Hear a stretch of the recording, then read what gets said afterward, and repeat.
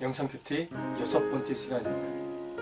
오늘 우리가 함께 묵상해 볼 구절은 골로새서 1장 13절과 14절의 말씀입니다. 골로새서 1장 13절과 14절의 말씀에서는 바울이 하나님이 어떤 분인지, 우리가 어떤 은혜를 하나님으로부터 받았는지를 또 소개하고 있습니다. 이 앞에서는 바울이 골로새 교인들이 복음을 듣고 그들의 삶이 하나님 나라의 소망을 쌓는 삶으로 변화된 것에 대해서 감사했었습니다. 그리고 또한 그들이 하나님을 아는 지식이 더 깊어져서 더 자라나면서 복음의 열매를 맺는 삶이 될 것을 늘 간구하는 기도로 올렸습니다. 그리고 그것으로 인해서 그들의 삶이 비록 힘겹고 어렵겠지만 인내하는 흔적, 오래 참는 흔적들이 일어나야 수 있도록 하나님께 도우는 그런 간구의 기도를 올렸습니다. 이제는 그런 간구가 끝나고 바울이 하나님의 은혜, 그 은혜가 어떻게 그들에게 임했는지 이 복음 진리를 다시 한번 소개하는 내용입니다. 오늘 13절을 보면 사도 바울은 이렇게 말합니다.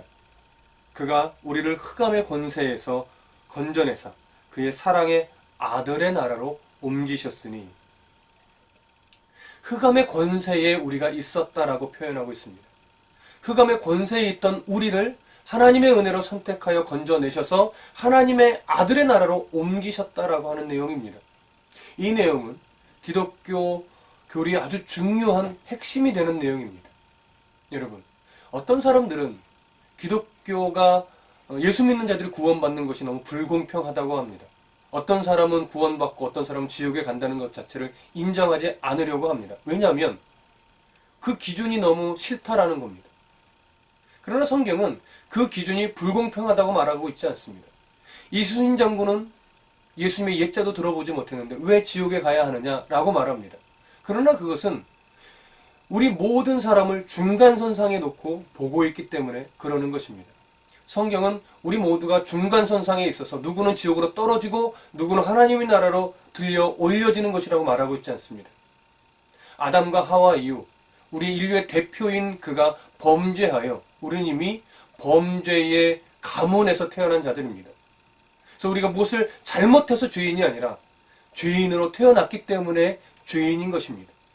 그래서 우리는 이미도 어디에 놓여있던 자냐면 흑암의 권세, 그 권세에 떨어져 있는 자들입니다. 근데 하나님의 그 선하신 뜻이 너희들만큼은, 너만큼은 내가 내 자녀로 만들어 놓을 거야 라고 작정하신 겁니다. 그 근거는 아무도 모릅니다. 하나님의 그냥 기쁘신 뜻입니다. 그래서 우리를 선택하여 어디로 옮겨 놓으셨느냐? 하나님의 아들의 나라로 옮겨 놓으신 겁니다.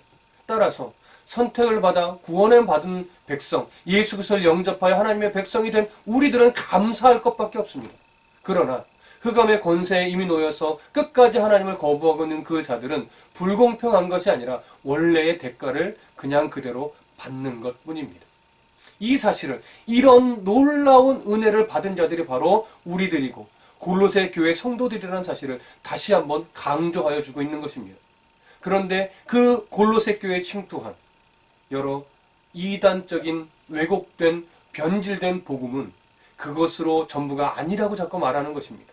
인간의 노력도 필요하다고 말합니다. 어떤 신비적인 경험이 있어야 된다고 자꾸 말하는 것입니다. 그러나 바울은 그런 것이 아니라고 말합니다.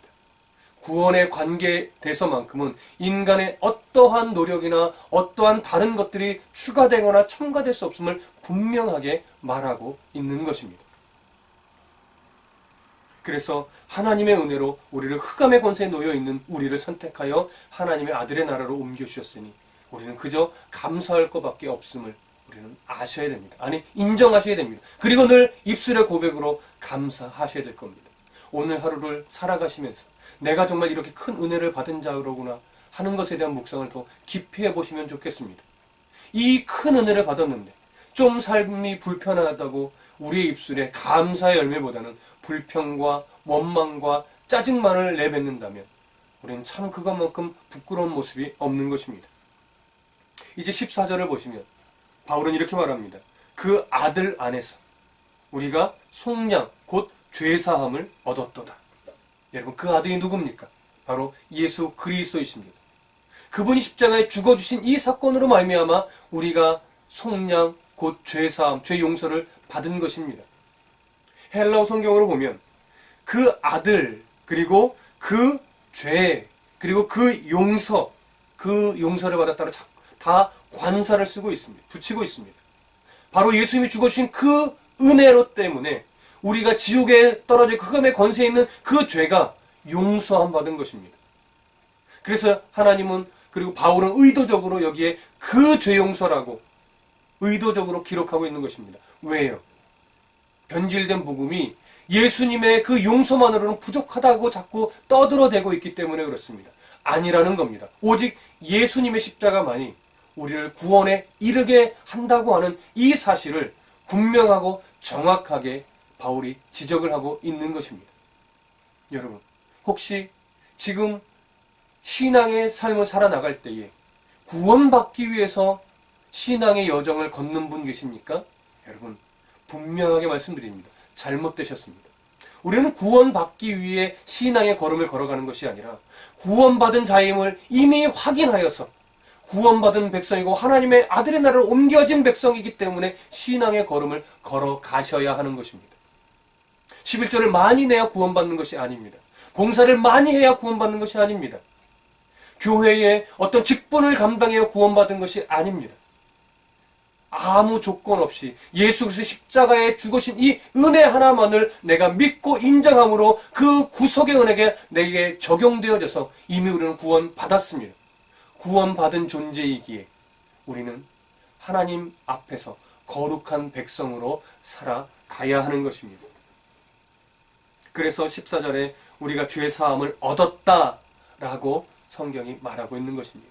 여러분, 이 은혜의 감격이, 이 은혜를 통한 기쁨이 온전하게 회복되어지시기를 소원합니다. 우리가 신앙의 연수가 길어지면 길어질수록 자꾸 이 감격이 식어지는 것을 보게 됩니다.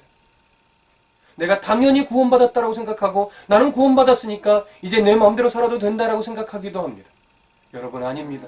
날마다 이 감격이 없다면 우리는 자꾸 하나님이 원하시지 않는 세상으로 우리의 발걸음이 옮겨질 수밖에 없다라는 사실을 명심하시고 구원의 감격이 이뤄지지 않도록 하나님께 늘 기도하며 말씀을 읽으며 그 말씀 안에 깨어 살기를 늘 애쓰고 힘쓰시기 바랍니다. 이 싸움을 잘 싸우는 것이 바로 믿음의 경주를 승리하는 길인 것입니다. 여러분, 이 믿음의 경주, 이 영적인 싸움에서 승리하는 복된 소식이 있기를 간절히 소원합니다. 감사합니다.